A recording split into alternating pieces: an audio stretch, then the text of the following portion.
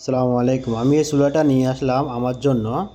তো আমি নিয়ে আসার পর দিয়ে চিন্তা করলাম একটা ভিডিও বানাই আমাদের প্রবাসী ভাইদের জন্য, যারা সিঙ্গেল আছেন কিংবা একজন কিংবা দুজন থাকেন রুমে, তাদের জন্য এই চুলাটা কিন্তু খুব গুরুত্বপূর্ণ চুলা। ঠিক আছে, মনে করেন প্রায় টাইমে আপনার গ্যাস শেষ হয়ে যায়, ইমার্জেন্সিভাবে গ্যাস আনতে সমস্যা হয়। এই চুলাটা কিন্তু কারেন্টে চলবে।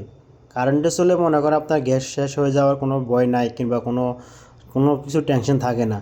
প্রায় টাইমে আমরা দেখি মনে করেন গ্যাস শেষ হয়ে গেলে কিনা আমাদের পাকের সমস্যা হয়। তো যারা সিঙ্গেল আছেন একজন দুইজন, তাদের জন্য চুলাটা কিন্তু খুব ইম্পর্টেন্ট। আর চুলাটা আপনারা কীভাবে চালাবেন আমি আপনাদেরকে দেখা দিতেছি।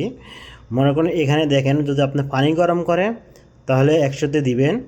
আর যদি আপনি গ্রিল বানান, কোনো কিছু গরম করেন, তাহলে মনে করেন 500-তে দিবেন।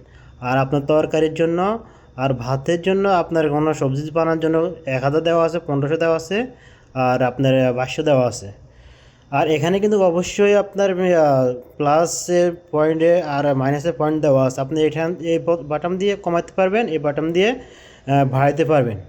বিশেষ করে যারা সিঙ্গেলে আছেন প্রবাসে একজন দুজন, তাদের জন্য এই চুলাটা খুবই গুরুত্বপূর্ণ।